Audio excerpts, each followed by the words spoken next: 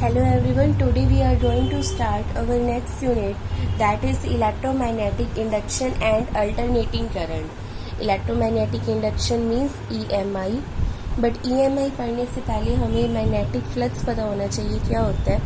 So what is magnetic flux? Magnetic flux को हम denote करते हैं phi b से. मैग्नेटिक फ्लक्स होता है number of magnetic field lines passing perpendicular through a surface. जैसे मान लो आपके पास कोई सरफेस है, ये एक सरफेस है, इसमें यहाँ पर मैग्नेटिक फील्ड प्रेजेंट है लाइक दिस. तो यहाँ पर कितनी number of field line cross कर रही है? 2. तो यहाँ पर phi b की वैल्यू कितनी आ जाएगी? 2 आ जाएगी. यही यहाँ पर अगर मैग्नेटिक फील्ड स्ट्रॉन्ग होता तो इसी सरफेस में से जो मैग्नेटिक फील्ड लाइंस पास करती वो ज़्यादा कर जाती.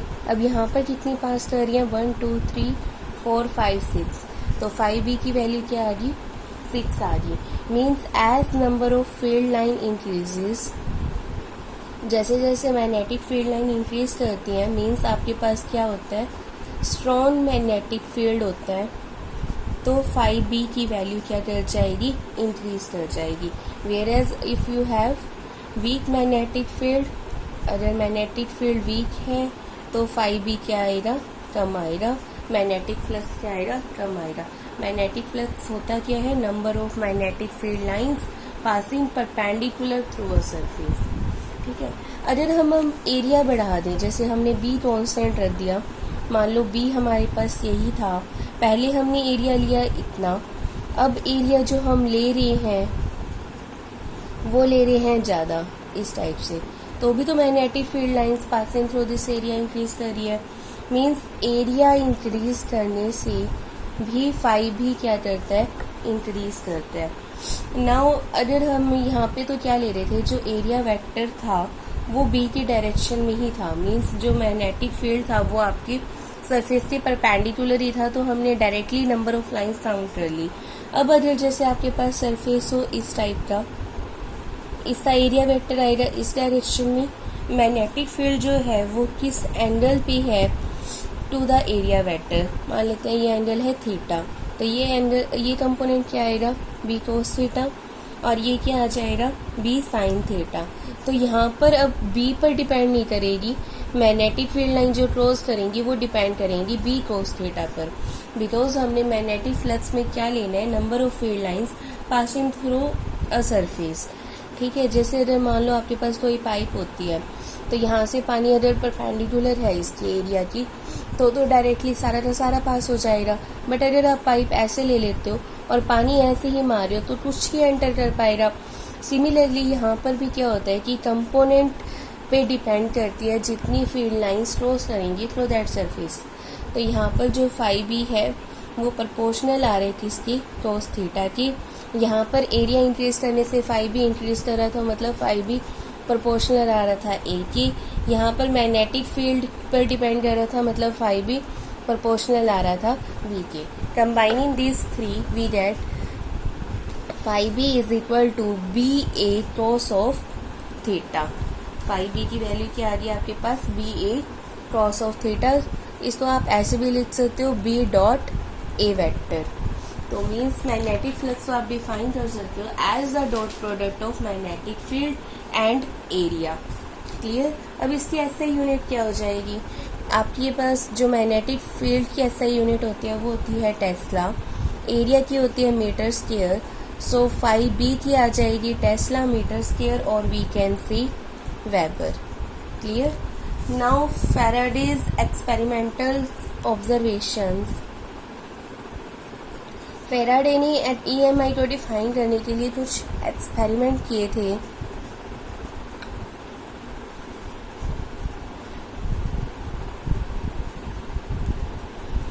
जैसे उसने फर्स्ट क्या लिया था कि उसने एक मैग्नेटिक फील्ड लिया, ठीक है, और उसमें क्या किया? कंडक्टिंग कॉइल ली. ये आपके पास क्या है? कंडक्टिंग कॉइल है. तो उसने देखा कि अगर वो b की वैल्यू चेंज करता है, b की वैल्यू मैग्नेटिक फील्ड की वैल्यू चेंज करता है, या तो इंक्रीज करता है या डिक्रीज करता है, तो कंडक्टिंग कॉइल में करंट इंड्यूस होता है. व्हेन b changes चाहे इंक्रीज हो चाहे डिक्रीज हो, current is induced in the coil, coil में करंट इंड्यूस हो जाता है। सेकेंडली उसने देखा कि अगर बी कांस्टेंट है, अब हम बी की वैल्यू चेंज नहीं कर रहे, बट जो कंडक्टिंग कॉइल है उसकी जो रेडियस है आर वो चेंज कर रही है। अगर आर चेंज कर रहे हैं तो भी करंट इंड्यूस हो रहा है इन द कॉइल। थर्ड उसने देखा कि जो उसने कॉइल ली है अगर वो उसका एंगल चेंज कर दे, जैसे ये मैग्नेटिक फील्ड है, उसमें जो कॉइल थी उसको अब हमने रोटेट करवा दिया विद रिस्पेक्ट टू एक्सिस, तो यहाँ पर एक्सिस के अबाउट जब हम रोटेट करवाएंगे तो इसके एरिया वेक्टर और बी के बीच का एंगल चेंज होएगा, theta between B and A changes, and if theta between B and A changes then also current is induced in the coil। इस केस में भी करंट इंड्यूस हो रहा है। क्लियर? मतलब अगर हम B चेंज करवा रहे हैं तब भी करंट इंड्यूस हो रहा है, अगर हम एरिया चेंज करवा रहे हैं तब भी करंट इंड्यूस हो रहा है, और अगर हम थीटा चेंज करवा रहे हैं तब भी करंट इंड्यूस हो रहा है। एटलीस्ट वन क्वांटिटी का चेंज होना जरूरी है, दो भी चेंज हो सकते हैं, मतलब बी और ए दोनों चेंज हो सकते हैं, बी और थीटा दोनों चेंज हो सकते हैं। एटलीस्ट एक क्वांटिटी के चेंज होने से करंट इंड्यूस हो रहा है, मतलब अगर फाई बी चेंज हो रहा है तो करंट इंड्यूस हो रहा है। This is Faraday's first law of EMI. Faraday's first law of EMI क्या कहता है? whenever the amount of magnetic flux linked with the circuit changes and EMF is induced in the circuit। EMF induce होती है जब भी magnetic flux change होता है, phi B जब चेंज होएगा तो EMF इंड्यूस होएगी। ठीक है, यही था ना, either B changes, either A changes और theta changes, then current is induced in the circuit, or we can say EMF is induced in the circuit। now second law क्या कहते हैं कि जो ये मैग्नीट्यूड ऑफ EMF इंड्यूस्ड है वो directly proportional होती है rate of change of magnetic flux की। मतलब ये जो EMF इंड्यूस हो रही है वो प्रोपोर्शनल है जितना फ्लक्स में चेंज आ रहा है, जितना फ्लक्स में चेंज आ रहा है उसका हमने रेट लेना है, मतलब टाइम से डिवाइड करना है। EMF is directly proportional to the rate of change of the magnetic flux linked with the circuit। और ये जो EMF इंड्यूस हो रही है सर्किट में ये तब तक ही रहती है जब तक कि मैग्नेटिक फ्लक्स चेंज होता रहता है। फर्स्ट लॉ क्या था कि जब फाई भी चेंज होएगा EMF इंड्यूस होएगी, ये EMF तब तक ही रहती है, this last so long as there is change in the magnetic flux. Second law क्या कहते हैं? जो EMF इंड्यूस हो रही है वो डायरेक्टली प्रोपोर्शनल है to the rate of the change of magnetic flux linked with the circuit. Clear? Means E जो है वो डायरेक्टली प्रोपोर्शनल है D phi by D T के, और जब हम यहाँ पर प्रोपोर्शनैलिटी हटाते हैं तो कांस्टेंट आता है, बट कांस्टेंट की वैल्यू 1 ही ले रखी है इन ऑल द सिस्टम, तो यहाँ पर ये आ जाएगा D phi by D T. But further यहाँ पर एक नेगेटिव साइन भी आता है। नेगेटिव साइन क्या शो करता है कि जो EMF इंड्यूस है वो इस चेंज का अपोज करती है, जो EMF इंड्यूस हो रही है वो फ्लक्स की चेंज का अपोज करती है, और इसी से हमारे पास आता है लेंज लॉ। लेंज लॉ क्या कहते हैं? Polarity of induce EMF is such that it opposes the change in the magnetic flux responsible for its production.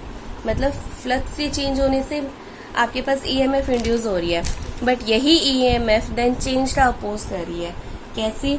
जैसे हमने यहाँ पर मान लो एक कंडक्टिंग कॉइल ली और यहाँ पर हमने एक मैग्नेट ली, हम यहाँ पर रिलेटिव मोशन करवा रहे हैं between magnet and conducting coil. Suppose कर लेते हैं कि जो मैग्नेट है वो हम इसके पास लेके आ रहे हैं, पास लेके आने से क्या होएगा? मैग्नेटिक फील्ड स्ट्रॉन्ग होता जाएगा। मैग्नेटिक फील्ड स्ट्रॉन्ग हो रहा है मीन्स बी चेंज हो रहा है, इंक्रीज कर रहा है, तो फाई भी क्या कर जाएगा? चेंज हो जाएगा, इंक्रीज कर जाएगा। अब नॉर्थ पोल को पास लाने से क्या हो रहा है, यहाँ पर लेंस लॉ के अकॉर्डिंग इसका अपोज होना चाहिए, पास आ रहे हैं मतलब ये दूर जाना चाहिए, और ये दूर कब जाएगा, जब इसको रिपल्शन मिलेगी, मतलब इस कंडक्टिंग कॉइल में भी नॉर्थ पोल ही आ जाएगा।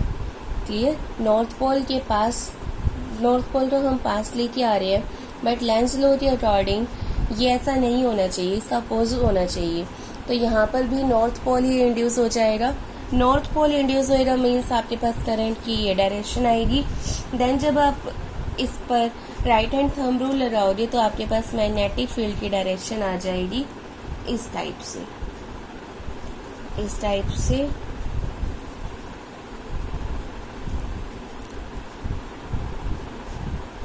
तो ये बन जाएगा नॉर्थ, ये बन जाएगा साउथ। नॉर्थ पे नॉर्थ ही आना चाहिए पास में। क्लियर? नाउ आपने पहले पढ़ा था फ्लेमिंग लेफ्ट हैंड रूल। अब यहाँ पर जब इंड्यूस होता है करंट, वहां पर हम लगाते हैं Fleming right hand rule. Left hand कब लगाते हैं, जब हमारे पास इलेक्ट्रिसिटी हो और हम उससे रोटेशन करवाएं, मैकेनिकल एनर्जी प्रोड्यूस करवाएं। राइट हैंड रूल कब लगता है, जब हमने इंड्यूस करवाया करंट या ईएमएफ को। वही सेम है कि हमने क्या करना है, फर्स्ट फिंगर, मिडल फिंगर और थंब को स्ट्रेच करना है इन म्यूचुअली परपेंडिकुलर डायरेक्शंस। देन आपने क्या करना है, ईएमएफ से लर्न करना है। थंब आपका बताएगा मोशन को, फर्स्ट फिंगर बताएगी मैग्नेटिक फील्ड को। मोशन मीन्स फोर्स, हम वहाँ पे दिखाते थे ना F4 फोर्स, यहाँ पर वो फोर्स नहीं आएगी, यहाँ पे मोशन आएगी, बिकॉज उल्टा कर रहे हैं हम, इंड्यूस करवा रहे हैं। एंड जो आपकी मिडल फिंगर है वो बताएगी, सेंट्रल फिंगर क्या बताएगी, करंट को बताएगी। वहाँ पर भी हम ई से लेते थे इलेक्ट्रिक फील्ड, यहाँ पे हमने लेना है करंट। और जो फर्स्ट फिंगर है वो मैग्नेटिक फील्ड, एंड जो आपका थंब है वो बताएगा मोशन को या फोर्स को। क्लियर? देन है various methods of producing EMF. EMF produce करने के लिए हमारे पास काफ़ी सारे मेथड्स हैं। फर्स्ट है कि बी चेंज हो जाए, सेकंड है ए चेंज हो जाए, थर्ड है ओरिएंटेशन चेंज हो जाए या थीटा चेंज हो जाए। हमने 5B चेंज करवाना है तो या तो बी चेंज करवा दो, या ए चेंज करवा दो, या थीटा चेंज करवा दो। बी चेंज मतलब वहाँ पे करंट की वैल्यू बढ़ा दो तो मैग्नेटिक फील्ड भी बढ़ जाएगा। या अगर आप बार मैग्नेट से प्रोड्यूस करवा रहे हो तो उनके बीच की रिलेटिव पोजीशन जो है वो चेंज करवा दो, रिलेटिव मोशन करवा दो in between the coil and magnet. Area आप कैसे चेंज करवा सकते हो, सपोज आपके पास ये कॉइल है तो जो इसकी एक साइड है उसको मूवेबल रखो, इसको अंदर पुश कर दो या बाहर को पुल कर दो तो एरिया चेंज हो जाएगा। थीटा क्या है, जब हम रोटेट करवा देंगे कॉइल को। जैसे आपने जनरेटर पढ़ा है 10th क्लास में, उसमें हम यही करते थे कि मैग्नेटिक फील्ड लेते थे और उसके बीच में एक कॉइल को रोटेट करवाते थे, जिसकी वजह से वहां पर ईएमएफ इंड्यूस होती थी, करंट इंड्यूस होता था। तो जब आप कॉइल को रोटेट करवाते हो तो थीटा चेंज हो जाता है और उससे भी क्या होती है, ईएमएफ इंड्यूस होती है। क्लियर? नेक्स्ट है आपके पास energy consideration in motional EMF. जो लेंस लॉ था वो एनर्जी कंजर्वेशन को फॉलो करता है और यही हम यहाँ पर प्रूव करेंगे। तो यहाँ पर हमने क्या करना है कि एनर्जी कंसिडरेशन करनी है इन मोशनल ईएमएफ।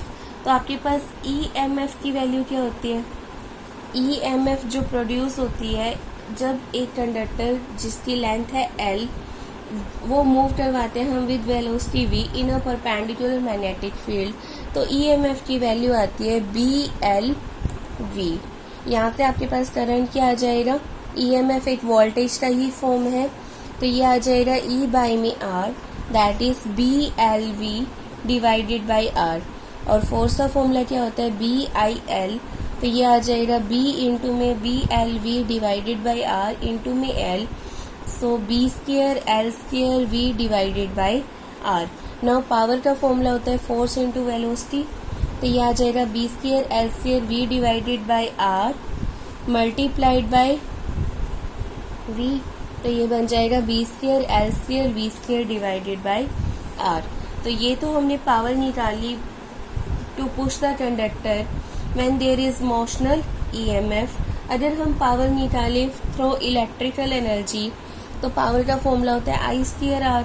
आई की value B L V upon R और इसका स्क्वायर हो जाएगा इनटू में आर। तो ये भी आ रही है B square L square V square by में आर। तो मतलब दोनों पावर सेम है, मींस जो मैकेनिकल एनर्जी है वो इज इक्वल टू है किसकी, इलेक्ट्रिकल एनर्जी की। सो यहाँ पर हमने प्रूव कर दिया कि जो एनर्जी है वो कंजर्व रहती है। And if we have to find energy produce per second,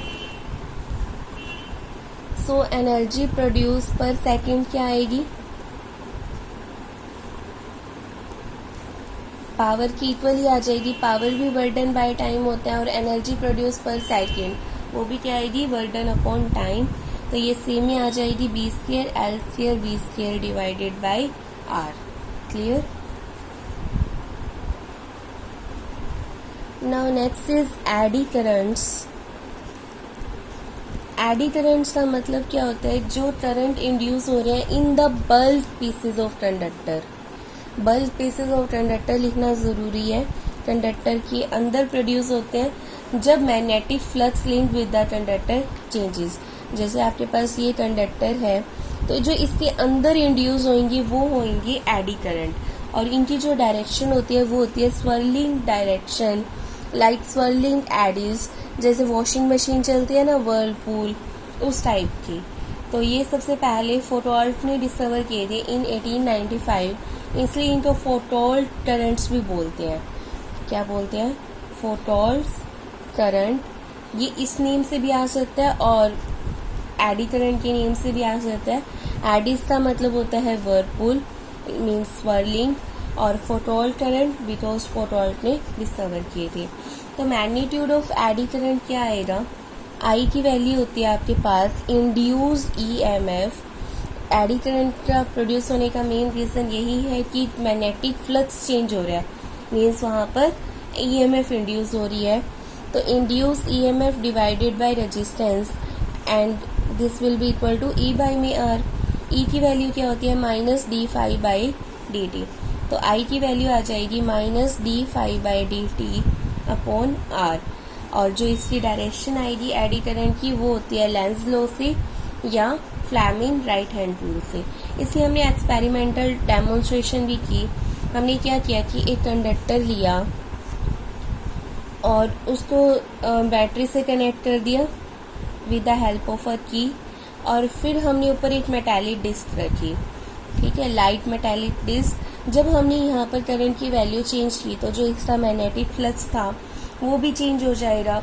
magnetic flux change होने से क्या होएगा, यहाँ पर ईएमएफ इंड्यूस होएगी and then eddy current induce होएगी। एडी करंट के इंड्यूस होने से हमने देखा कि जो ये लाइट मेटालिक डिस्क थी ये भी रिपल्शन के कारण क्या करेगी, ऊपर की तरफ थ्रो कर जाएगी और बाद में नीचे आ जाएगी ड्यू टू ग्रेविटी। बट एक बार क्या होता है कि यहाँ पर जब मैग्नेटिक फ्लक्स चेंज होता है, करंट इंड्यूस होता है, तो यहाँ पर जो पोलैरिटी बनती है, जैसे यहाँ पर नॉर्थ बन रही है तो यहाँ पर भी नॉर्थ बन जाएगी। रिपल्शन के कारण जो ये मेटालिक डिस्क है ये अपर की तरफ मूव कर जाएगी। क्लियर। सेकंड हमने देखी जो इसका एक्सपेरिमेंट, वो देखा कि जैसे हमने यहाँ पर मैग्नेट्स ली, यहाँ पर हमने एक कॉइल को फ्रीली हैंग करवाया। फ्रीली हैंग करवाने के बाद हमने इसको थोड़ा सा डिस्प्लेस करवाया इसी इक्विलिब्रियम पोजीशन से। इक्विलिब्रियम पोजीशन से डिस्प्लेस करवाने से क्या हुआ कि मैग्नेटिक फ्लक्स चेंज हो जाएगा और एडी करंट इंड्यूस हो जाएंगे। तो हमने देखा कि जो ये कॉइल है ये काफ़ी लॉन्ग टाइम तक अपनी मेन पोजीशन के अबाउट ऑसिलेट करती रहती है due to the eddy currents. ये जो कॉइल है ये ऑसिलेट करती रहेगी। इस प्लेट के अंदर क्या हो रहा है, एडी करंट्स इंड्यूस हो रहे हैं। क्लियर। फर्दर अगर हम इस मैग्नेटिक प्लेट के अंदर स्लॉट कट दे दें इस टाइप से, और वही हमने फ्रीली हैंग करवाया in between the magnetic field, तो भी यहाँ पर एडी करंट इंड्यूस होंगी, बट अब कुछ लेसर अमाउंट तक होंगी बिकॉज एरिया कम हो गया, हैंस मैग्नेटिक मोमेंट जो है वो कम हो जाएगा। मैग्नेटिक मोमेंट का फॉर्मूला होता है करंट इनटू में एरिया, सो वो भी रिड्यूस हो जाएगा। इस टाइप से आपके पास प्रूव हो गया कि eddy current in the bulk pieces of conductor induce होते हैं जब magnetic flux link with the conductor change करता है। Now applications of eddy current, first application है इलेक्ट्रोमैग्नेटिक डैम्पिंग। इलेक्ट्रोमैग्नेटिक डैम्पिंग ये यूज होता है in designing dead beat galvanometers. Dead beat galvanometers क्या होते हैं? गैल्वेनोमीटर का हम यूज करते हैं टू मेजर करंट और वोल्टेज, बट अगर उसकी नीडल कंटिन्यूसली ऑसिलेट करती रहेगी तो हम रीडिंग तो नहीं ले पाएंगे ना। So we can not read the reading until the coils comes to rest. तो हमने क्या किया कि हमने ऑसिलेशंस करवाई, एडी करंट करवाया। एडी करंट्स क्या करेंगे? अपोज करेंगे और जो उसकी कॉइल है वो इक्विलिब्रियम पोजीशन को अटेन कर लेगी। अब हमने अपोज करवा कर, मोशन का अपोज करवा कर उसको रेस्ट पे लेके आए। इस प्रोसेस को हम बोलते हैं इलेक्ट्रोमैग्नेटिक डैम्पिंग। डैम्पिंग का मतलब होता है जब भी कुछ रिडक्शन होती है। फर्दर इलेक्ट्रोमैग्नेटिक डैम्पिंग का क्या मतलब है कि यहाँ पर हमने इलेक्ट्रिक और मैग्नेटिक फील्ड ले रखे हैं। Clear? So this is used in dead beat galvanometers. Further हम इंडक्शन फर्नेस में भी एडी करंट्स का यूज करते हैं। एडी करंट्स अपोज करवा रहे हैं, अपोज करवा रहे हैं मीन्स वहां पर हीट जनरेट होगी according to Joule's law of heating. क्या था कि अगर रेजिस्टेंस है तो हीट प्रोड्यूस होगी। सो हम इससे यूज कर सकते हैं to produce high temperature which are utilise in preparing alloys by melting the constituent metals. हमने क्या किया है कि अल्टरनेटिंग हाई करंट पास किया है, हाई फ्रीक्वेंसी का, तो वहां से एडी करंट जनरेट हुए। एडी करंट ने उनको अपोज किया, दैट्स वाई वहां पर क्या हो गया? हाई टेम्परेचर इंड्यूस हो गया। हाई टेम्परेचर इंड्यूस का हम कहीं पर भी यूज कर सकते हैं मेटल्स को मेल्ट वगैरह करवाने के लिए। So this work as the induction furnace, induction furnace की तरह बिहेव करता है। थर्ड है मैग्नेटिक ब्रेक्स। मैग्नेटिक ब्रेक्स में भी हमें क्या चाहिए? अपोजिशन चाहिए। तो हम एडी करंट्स का यूज कर सकते हैं for opposing the motion. So this also behaves as magnetic brakes. फिर है हमारे पास इलेक्ट्रिक पावर मीटर्स। आपने इलेक्ट्रिक पावर मीटर्स में एक डिस्क देखी होगी जो कंटिन्यूसली रोटेट करती है। ये क्या होता है? जो मेटालिक डिस्क रोटेट कर रही है इस टाइप से ऐसे करती है ना, यहाँ रोटेट करती रहती है, फिर यहाँ पर आपकी रीडिंग आती है। तो ये जो डिस्क रोटेट करती है ये एडी करंट्स की वजह से ही करती है। एडी करंट्स प्रोड्यूस होते हैं इन डिस्क में बिकॉज मैग्नेटिक फील्ड जो है which is produce by the alternating current वो चेंज होता है। वो चेंज होने से मैग्नेटिक फ्लक्स चेंज होएगा, हैंस एडी करंट्स इंड्यूस होते हैं और ये डिस्क क्या करती है? रोटेट करती है। ठीक है। फिर है हमारे पास इंडक्शन मोटर। मोटर में हमें क्या करवानी है? रोटेशन ही करवानी है एंड एडी करंट भी क्या करवा रहे हैं? हमारी रोटेशन ही करवा रहे हैं। सो एसी मोटर या इंडक्शन मोटर बोल दो, ये भी एक इम्पॉर्टेंट एप्लीकेशन है किसकी? एडी करंट की। फिर है स्पीडोमीटर्स ऑफ ऑटोमोबाइल्स या एनर्जी मीटर्स। ये भी एडी करंट्स पे बेस है बिकॉज रोटेशन हो रही है। In diathermy means deep heat treatment of body, eddy currents का यूज करते हैं बिकॉज यहाँ पे हमें टेम्परेचर हाई चाहिए। क्लियर? अब हमारे पास क्वेश्चन है कि एडी करंट्स हम प्रोड्यूस तो करवा देंगे, उसको यूटिलाइज भी कर लेंगे, लेकिन जब हमें नहीं चाहिए तब हम क्या करेंगे? तब हमें इन्हें मिनिमाइज करना है। तो मिनिमाइज करने के लिए हम क्या कर सकते हैं? एरिया की वैल्यू कम ले सकते हैं सो दैट मैग्नेटिक फ्लक्स जो है वो कम आए। तो हम जो मोटर में या डायनोमो में मेटल कॉर यूज कर रहे हैं वो थिन शीट सी फॉर्म में कर सकते हैं। फर्दर हम हर शीट को इलेक्ट्रिकली इंसुलेट कर सकते हैं फ्रॉम द अदर। कुछ भी लगा दो, लैक्वर लगा दो, वार्निशिंग लगा दो। तो इस टाइप से हम जो कॉर्स है उनको लैमिनेट कर सकते हैं और हैंस रिड्यूस कर सकते हैं, मिनिमाइज कर सकते हैं एडी करंट्स को। क्लियर?